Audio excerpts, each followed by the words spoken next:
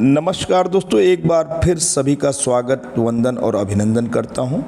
ज्योतिष प्रेमी दर्शक श्रोता कृपया ध्यान दें, जन्म कुंडली में आत्म संयम को विचलित करने वाले ग्रह योग क्या हैं। आप देखते हैं समाज में ऐसे व्यक्ति हैं, ऐसे चेहरे हैं, ऐसे शिक्षक हैं, ऐसे हमारे आपके घर परिवार में लोग हैं जो बहुत ही खुशनुमा ज़िंदगी जीते हैं, बहुत ही उनका मूड प्लेजेंट होता है।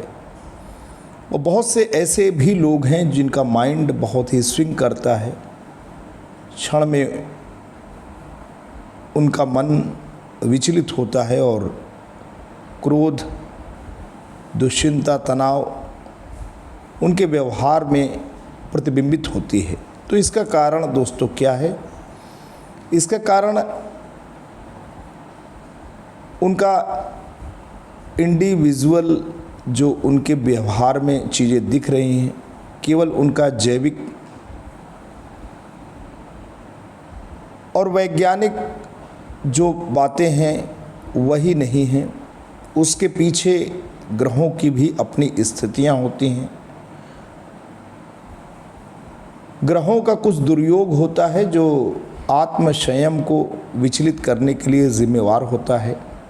कहीं ऐसा तो नहीं कि आपके साथ भी ऐसा है, कहीं ऐसा तो नहीं कि आपके आस पड़ोस भी कुछ ऐसा है। तो जन्म कुंडली में ग्रहों की कुछ विषम विपरीत जो कंजंक्शन होते हैं, युतियाँ होती हैं, दशाएं होती हैं, वो आत्म संयम को विचलित करने के लिए जिम्मेवार कारक के रूप में होते हैं। तो आइए बिल्कुल हम आपके सामने लेके चलेंगे, आपको ये दिखलाएंगे कि ग्रहों की ऐसी कौन सी दशाएं हैं जो व्यक्ति को खास तौर पे विचलित करती हैं। तो कहीं नहीं जाना है, छोटा सा ये वीडियो आपका मार्गदर्शन भली भांति करेगा। चंद्रमा का दूषित होना, मन का असंतुलन सबसे बड़ा जो कारक है। चंद्रमा आपकी कोई भी जन्म चक्र हो, हॉरोस्कोप हो, जन्म कुंडली हो, अगर चंद्रमा के साथ राहु की युति है, अगर चंद्रमा के साथ राहु की युति है तो आप ये मान के चलिए कि पाप ग्रहों के साथ अगर चंद्रमा की युति है तो मन का असंतुलित होना बिल्कुल जायज़ है। अस्थिर मन, अनस्टेबल माइंड अगर किसी जातक का दिखता है तो उसका कारण ही है कि चंद्रमा के साथ राहु, केतु, शनि, मंगल की स्थिति है।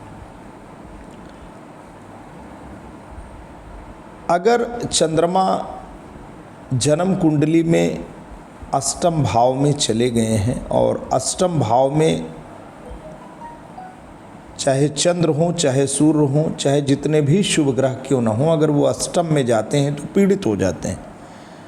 पीड़ित चंद्र का राहु के साथ युति बना लेना और उसके ऊपर शनि या मंगल की दृष्टि पड़ जाए तो मन की जो दशा है आप उसका सहज ही अंदाज़ा लगा सकते हैं। तो यहाँ चंद्रमा का दूषित होना या अष्टम, द्वादश या छठे भाव में होना, तो व्यक्ति का मन चंचल, अस्थिर और आवेगशील होता है। ऐसा जातक भावनाओं में बहकर आत्म संयम को खो देते हैं। मंगल और शुक्र का अधिक प्रभाव, यदि मंगल और शुक्र की युति, दृष्टि या परस्पर संबंध विशेषकर 5वें, 7वें या 12वें भाव में हो, मंगल और शुक्र का कंजंक्शन या उनका जो दृष्टि है, परस्पर संबंध हो जाए, खास तौर पे मंगल और शुक्र की जो कंजंक्शन की बात हो रही है 5वें भाव, 7वें या 12वें भाव में, तो यह वासनात्मक प्रवृत्तियों, आवेग और आकर्षण की तीव्रता को बढ़ा देता है। इससे संयम की कमी भावनात्मक या शारीरिक आकर्षण में नियंत्रण नहीं रह पाता है। जातक का राहु का प्रभाव, यदि राहु लग्न, चंद्र, शुक्र या चतुर्थ भाव को प्रभावित करे, राहु लग्न को भी प्रभावित कर सकते हैं, राहु चंद्रमा को भी प्रभावित कर सकते हैं, राहु शुक्र को भी प्रभावित कर सकते हैं, या चौथे भाव में राहु की उपस्थिति हो तो व्यक्ति में अतिरिक्त इच्छाएं, भ्रम और आवेग बढ़ते हैं। अनसैचुरेटेड डिज़ायर्स, इल्यूज़न और इम्पल्सिवनेस। राहु भगवान अगर लग्न में आते हैं, चंद्रमा के साथ बैठ जाते हैं या शुक्र भगवान के साथ बैठ जाते हैं या कुंडली के चौथे भाव में पहुंच जाते हैं तो अनसैचुरेटेड डिज़ायर रहेंगी, इल्यूज़न रहेगा और इम्पल्सिवनेस। राहु व्यक्ति को क्षणिक सुखों की ओर खींचता है जिससे आत्मसंयम टूटता है। राहु महाराज का जो फोकस है वो पूरा का पूरा फोकस इंस्टेंट प्लेज़र की ओर है, मोमेंट्री प्लेज़र की ओर है। क्षणिक जो सुख है, तात्कालिक जो सुख है वही मिल जाए, राहु इसी के लिए प्रेरित करते हैं। और जब ऐसी प्रेरणा ग्रह उपस्थित करते हैं तो संयम का बांध टूट ही जाता है। शनि कमज़ोर या पीड़ित हों। शनि संयम, अनुशासन और धैर्य के ग्रह हैं। यदि शनि भगवान नीच राशि में, अष्टम या द्वादश भाव में या राहु केतु से पीड़ित हों तो व्यक्ति में धैर्य और आत्मनियंत्रण की कमी दिखती है। बुध भगवान का दुर्बल होना। बुध बुद्धि, विवेक और निर्णय क्षमता देते हैं। यदि बुध अष्टम या द्वादश भाव में चले जाएं या राहु केतु शनि से ग्रस्त हो जाएं तो विवेक शक्ति घटती है।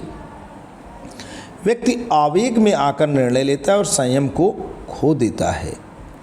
त्रिक भाव 6, 8, 12 ये त्रिक भाव है।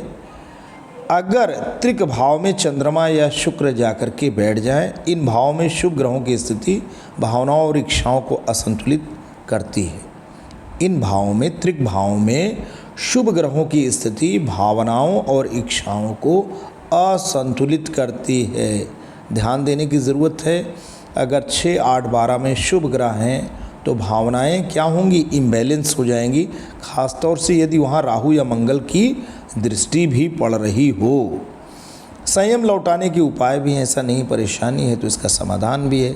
चंद्रमा और शनि को मजबूत करना है तो आप चंद्रमा के लिए खास तौर पे ओम चंद्राय नमः मंत्र का 108 बार एक माला जाप कर सकते हैं।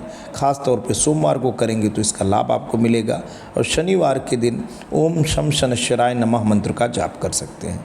शुक्र मंगल का अगर संयोग है, खास तौर पे जैसे भी बात हो रही थी, शुक्र 5वें घर में हों, 7वें में, 12वें में शुक्र और मंगल हों तो ब्रह्मचर्य व्रत का आप पालन करें, ध्यान करें, नियमित उपवास रखें। शरीर को आवेगों के अधीन न छोड़ करके आपको उपवास करने हैं, आपको मेडिटेशन करने हैं और सेलिबेसी यानी ब्रह्मचर्य का भी ध्यान रखने हैं। ध्यान साधना प्रतिदिन 10 मिनट, चंद्र शांति ध्यान और नीलम या मोती धारण आप कर सकते हैं जन्म कुंडली के अनुसार। प्रमुख योग जो दुष्कर्म योग कहलाते हैं, शुक्र का पाप प्रभाव में होना। यदि कुंडली में शुक्र भोग विलास के जो ग्रह माने जाते हैं शनि या राहु के साथ हों या अशुभ दृष्टि में आए तो व्यक्ति की वासनाएं विकृत दिशा में बढ़ सकती हैं। अष्टम या द्वादश भाव में शुक्र का होना। जब शुक्र 8वें या 12वें भाव में स्थित होता है तो व्यक्ति का यौन व्यवहार असामान्य या अत्यधिक हो सकता है। कहाँ पे शुक्र भगवान 8वें भाव में हो या 12वें भाव में हो तो जो सेक्सुअल बिहेवियर जिसको कहते हैं वो बड़ा ही एबनॉर्मल हो सकता है और कुछ मामलों में घृणित कर्मों की प्रवृत्ति तक व्यक्ति पहुंच सकता है। मंगल शुक्र की युति, यह संयोजन प्रबल काम वासना देता है। यदि इस युति पर शुभ ग्रहों की दृष्टि ना हो तो व्यक्ति अपनी इच्छाओं पर नियंत्रण खो देता है। चंद्रमा और गुरु का पीड़ित होना। चंद्रमा मानसिक स्थिरता का और गुरु विवेक का कारक है। ये दोनों पाप ग्रहों से प्रभावित हो जाएं तो व्यक्ति में अच्छे बुरे की समझ घट जाती है जिससे वह अनुचित कर्मों की ओर जा सकता है। राहु या केतु की दृष्टि या संयोग। राहु व्यक्ति को भ्रम, नशा और अनैतिक कार्यों की ओर ले जाता है। ये शुक्र या मंगल, यदि शुक्र या मंगल राहु से युत हो तो उस पर राहु की दृष्टि हो, या शुक्र या मंगल राहु से युक्त हो या उस पर राहु की दृष्टि हो, तो दुष्कर्म योग का निर्माण कर होता है। तो दोस्तों शुक्र या मंगल राहु के साथ हों या राहु की दृष्टि हो तो दुष्कर्म योग का निर्माण होता है। उपाय या शमन के उपाय, भगवान शिव या दुर्गा की आराधना से विकृत ऊर्जा को संतुलित किया जा सकता है। नियमित रूप से माँ गायत्री मंत्र का जाप और प्रातः सूर्य को जल अर्पण शुभ होता है। ज्योतिषीय दृष्टि से पीड़ित शुक्र या चंद्रमा को शुद्ध करने के लिए 10 शुक्रवार व्रत या रजत मूर्ति चांदी के शुभ प्रतीक का दान भी किया जा सकता है। तो दोस्तों आज के लिए इतना ही। असंयमित व्यक्ति का जो व्यवहार है उसको इन उपायों से आप दूर कर सकते हैं। ग्रहों की स्थितियां तो हमने आपको बता ही दिया। जल्द आपके समक्ष एक नई इन्फॉर्मेशन और वीडियो को लेकर पुनः हाजिर होंगे। तब तक के लिए जय हिंद, वंदे मातरम।